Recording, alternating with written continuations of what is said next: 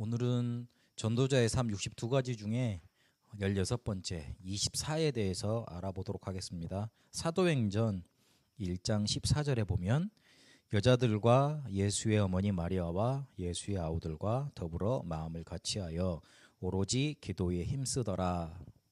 그렇게 되어 있습니다. 저번 주에 이해할 수 없는 문제가 쉼없이 일어나는 세상 속에 우리는 살고 있다. 말씀을 통해서 우리가 확인을 했습니다. 저번 주에 이런저런 일이 많았었는데요. 진짜 이해할 수 없는 문제가 쉼없이 우리에게 다가옵니다. 이해도 못하겠고 이해하기도 싫고 그리고 이겨내려고 하니까 자꾸 스트레스만 쌓이고 그런 게 바로 세상입니다. 그러면 그거를 어떻게 우리가 이겨내야 할 것이냐. 오는 족족 우리한테 연락이 하는 사람들, 힘들게 하는 사람들과 싸워야 되느냐. 아니다. 이거를 충분히 이길 수 있는 축복을 허락해 놓으셨다. 우리에게 이미 주셨다. 그랬습니다. 그 대표적인 인물들이 누구였냐면 렘넌트 7명이라고 그러셨습니다. 예수님이 십자가에 이제 달려 돌아가셔야만 됐잖아요. 바라바는 풀어줘야만 했고 그리고 예수님은 십자가에 못 박으라고 그래서 죽이라고 그 피와 죄는 우리들이 다 감당하겠다고 유대인들이 말을 하잖아요. 이해할 수 없는 일이 그렇게 많이 일어나는 세상입니다. 그런데 그 세상 속에서 싸우지 않고도 이길 수 있는 축복을 하나님의 계획을 변화시킬 수 없는 그런 축복이 우리한테 와 있다는 겁니다. 그래서 이거를 확신해야 됩니다.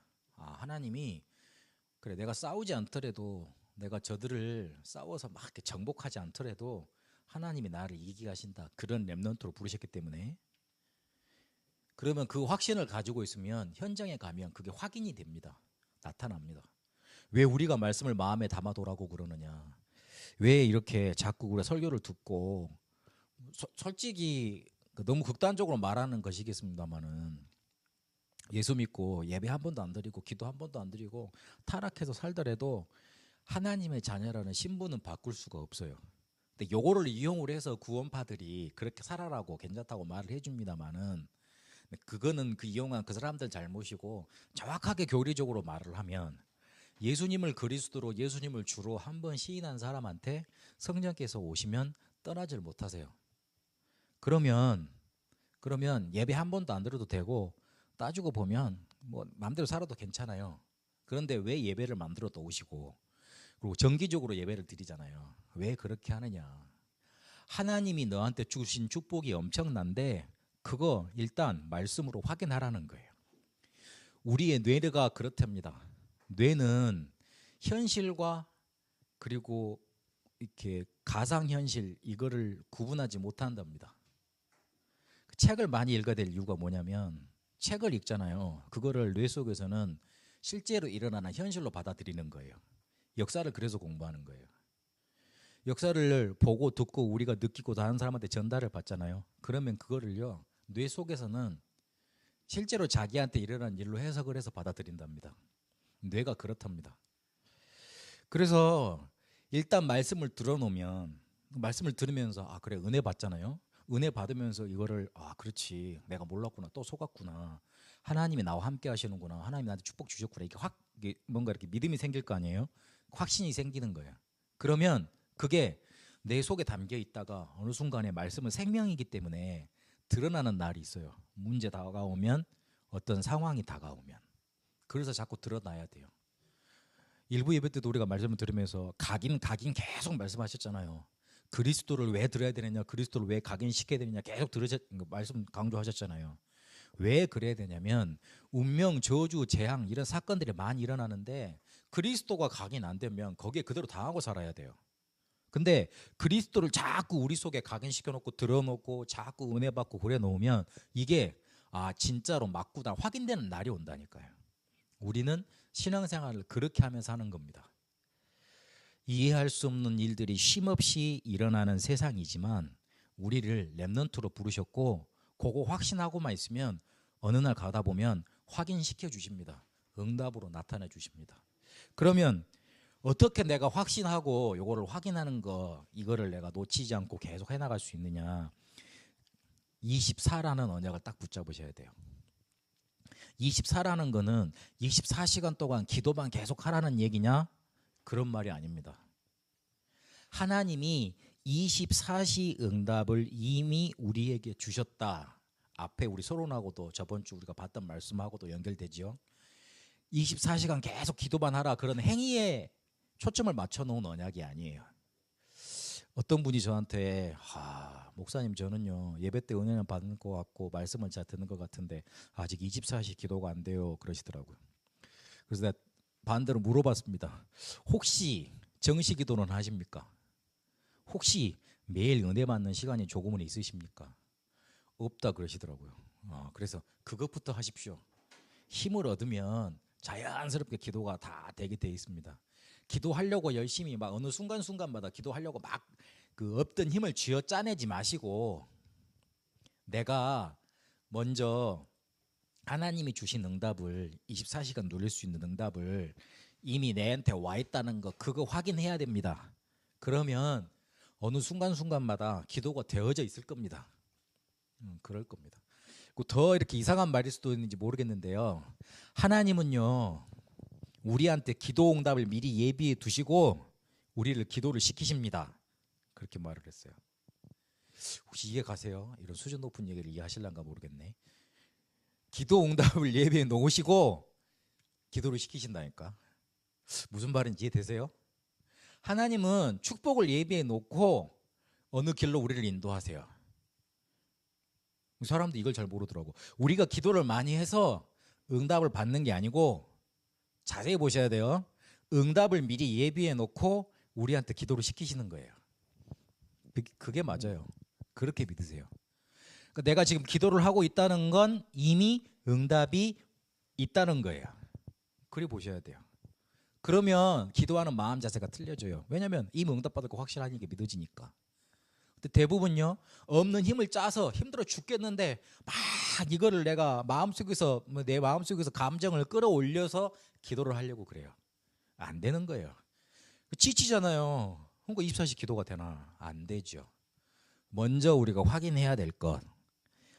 이미 나는 24시 응답 받을 수 있는 축복을 가진 사람이다.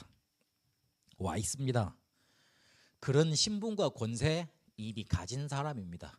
영접하는 자 곧 그 이름을 믿는 자들에게는 하나님의 자녀가 되는 권세를 이미 주셨다 그랬습니다.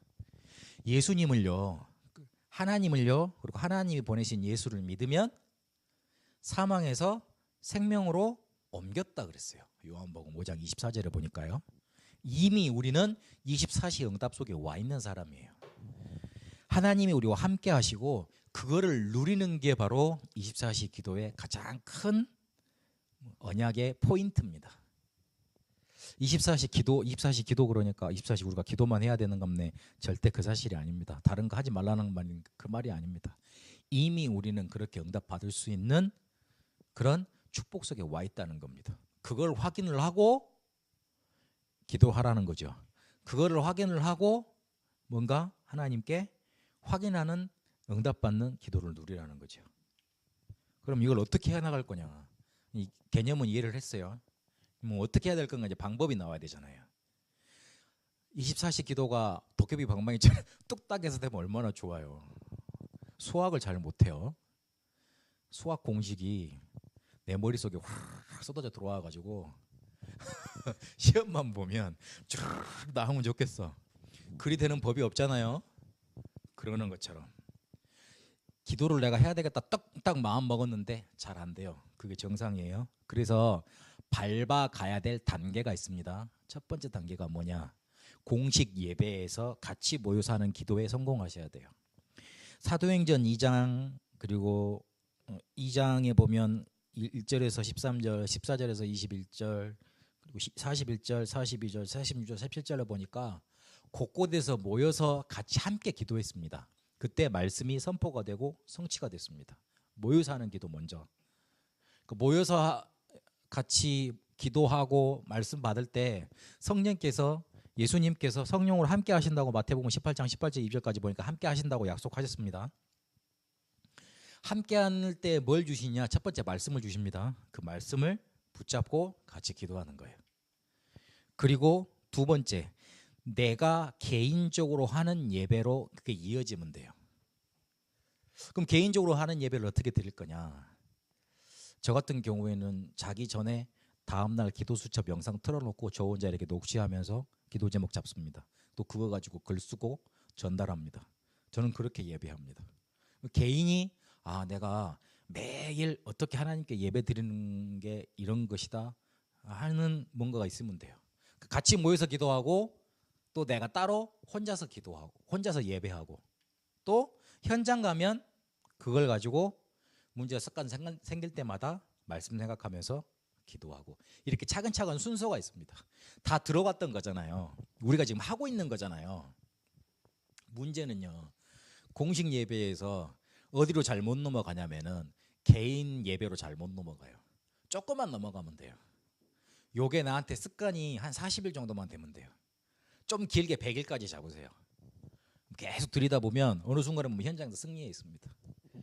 그래서 뚝딱 24시 기도 딱 해야 되겠다 이렇게 해서 되는 게 아닙니다. 순간순간 이렇게 거쳐야 될 발판이 있습니다. 근데 그 첫 번째 발판이 뭐냐? 공식 예배 승리하는 거. 예배 중요해요. 예배. 그리고 그거를 조금만 내 개인 현장으로 내 개인이 드릴 수 있는 예배로 가져가면 됩니다. 그러면 죄송합니다. 그러면 실제로 목사님은 어떻게 24시 기도하십니까? 그거 궁금하실 거 아니에요? 궁금하지 않더라도 제가 말씀을 드리겠습니다. 저는 이렇게 하고 있다고. 첫 번째, 저는 기도 제목을 확실하게 잡았습니다. 뭘로 잡았냐면 주한 베트남인들이 15만이 됩니다. 그럼 그 중에 3천 제자 찾는 게 나한테 주신 기도 제목이다 잡았습니다. 제 CBDIP는 지금 CBDIP는 이겁니다. 그리고 그거 할 수 있으려면 우리 교회에 베트남 타운 RDC 할 수 있는 교회가 돼야 된다. 이런 축복이 임해야 된다. 제 기도 제목이에요. 그러면 이 기도 제목을 가지고 그 현장으로 옮겨야 될 거 아니에요? 그래서 그거 하려고 막 이렇게 요거 이제 기도 제목 잡고 뭘 계속 해나가고 있냐면 내가 이걸 좀 써놓고 내가 자꾸 생각이 안 나서 기도 수첩 매일 녹취하고 그리고 그거 가지고 글을 씁니다. 매일 글 씁니다. 그 매일 글 써서 이렇게 한 달에 5천만 원 버는 사람들도 있대요. 어느 그 누구야 백수가 페이스북에 이제 광고를 냈대요. 아무나 그리고 아무런 글이나 제가 하루에 하나씩 수필을 계속 보내드리겠습니다. 제 글을 받고 싶은 사람은 한 달에 10,000원씩만 내주십시오. 그런데 몇천 명이 나왔대. 그래가지고 그 사람 그 지금 학자금 대출도 다 받고 막 갚고 그랬대요. 그래서 그러려는 게 아니고 저는 일단 내가 기도 수첩을 적용해야 되겠다 싶어가지고 기도 수첩을 녹취하는 걸로 끝나지 않고요. 그걸로 일단 제 말로 풀어요. 기도 수첩 가지고 설교한다 생각하고 그래서 매일 전달하는 거죠. 그 패턴 보시면 똑같잖아요. 앞에 요약 있고 그다음에 성경 구절 들어가고 그 밑에 사진은 제가 그 전날 다녀온 현장이에요. 그 중에 하나 넣는 거예요. 그래가지고 그 뒤에는 이제 내 글 넣고 그걸 계속해요. 그러니까 요 기도 제목을 잡고 메시지를 계속 보고 그걸 내 단어로 이제 요약을 하는 거죠. 그리고 이거는 뭐였지 내가 메시지 가지고 그날 저녁에 자기 전에 그 다음 날 걸 기도 수첩을 보고 글을 쓰고 그 다음 날 아침에 일어나서는 메시지를 하나 듣고 현장을 갑니다. 그리고 현장 갈 때 시간이 많잖아요. 그러면 그 시간에 책을 한 권을 읽습니다. 제가 책을 좀 빨리 읽어서 1시간이면 한 권을 읽습니다. 250페이지, 한 300페이지 되는 거. 근데 한 100페이지 정도 넘기다 보면 이거는 내가 괜히 골랐다 이런 책들이 많이 있어요.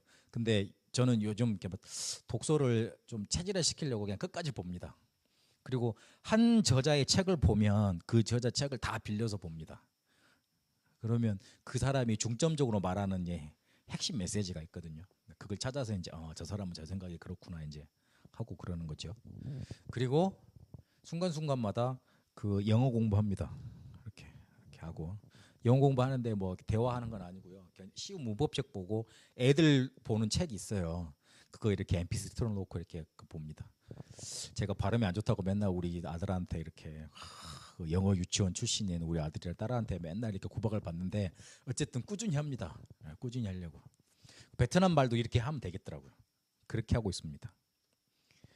그리고 시간마다 이렇게 운동하거나 그래서 제가 이렇게 현장만 다녀도 운동이 되더라고요. 현장 잘 다니면 하루에 한 10km 정도 걸으니까 그러면서 힘 얻고 5군데를 정해놓고 이거를 계속해요. 근데 이거 계속 하다 보면 하루가 어떻게 지나는지 모르겠어. 그리고 일주일이 어떻게 가는지 모르겠어. 월요일은 가천대 갔다가 화요일은 교회 왔다가 수요일은 어디 갔지 저번에 인천대 인하대 가고 인천대 가고 목요일은 숭실대 갔다가 안산 갔다가 그다음에 금요일은 경희대 갔다가 왕십리 갔다가 토요일은 어째 메시지 듣고 이제 정리하는 날이니까 그렇게 안 갔고요. 일요일 날은 예배드리고 그렇게 하는데 쭉 이렇게 한 6군까지 이렇게 나눌 수 있는 걸로 저는 계속 가고 있어요. 근데 제 24시는 이걸 계속 하는 거예요. 24시 그러니까 맨날 기도만 하고 있는 게 아니고 현장을 딱 정해놓고 기도 제목을 잡고 그리고 메시지 계속 흐름을 타면서 제가 해야 될 것 그리고 공부하고 뭐 이런 거 계속 하면서 계속 돌아가는 거죠. 이렇게. 그래서 여러분도 빈 시간 혹시 말 쉬는 시간 있으면 그냥 보내지 말고 책들을 좀 읽으세요. 책들을 읽고 많이 안 읽어도 돼요. 하루에 한 30페이지 정도는 읽을 수 있거든요. 그럼 하루에 30페이지 읽으면 한 달에 몇 권 읽는 줄 압니까? 3권을 읽을 수 있습니다. 3권 읽으면 1년에 몇 권인 줄 압니까? 36권, 40권 읽을 수 있습니다. 40권이 10년이면 400권입니다. 그렇죠. 옛날 그 정약용 선생님은 그랬대요. 머리에 5,000권 정도는 있어야지 세상이 바로 보이느니라 그랬대요. 다 5,000권 있으시죠? 아멘. 아멘. 그래서 이렇게 24시 기도 저는 하고 있는데 여러분들도 도전하세요. 왜냐하면 우리는 축복받은 사람이니까 누려야 될 거 아닙니까? 그래서 그렇게 힘 가지고 이해할 수 없는 문제가 계속 닥쳐오는 세상 충분히 이겨내는 렘넌트로 승리하시길 바랍니다. 살아계신 하나님 감사합니다. 우리에게 24시 응답하시는 응답을 그런 이런 축복을 이미 허락해 주셨다고 말씀하셨습니다. 누리게 하여 주옵소서. 가는 곳마다 하나님이 나와 함께 하시는 것 확인하고 확신하고 네 현장의 응답으로 나타나는 것 날마다 확인하게 하여 주옵소서. 나의 24시를 찾고 그리고 이 축복을 누릴 수 있도록 그래서 렘넌트로 현장을 살릴 수 있도록 인도하여 주옵소서. 이제는 우리 주 예수 그리스도의 은혜와 하나님의 살아계심과 성령님의 역사하심이 오늘 24시의 언약을 붙잡고 부활의 축복을 증가로 나가는 우리 모든 새성교회 성도들과 베트남과 한국에 이제와 영원토록 항상 함께 계실지어다. 아멘.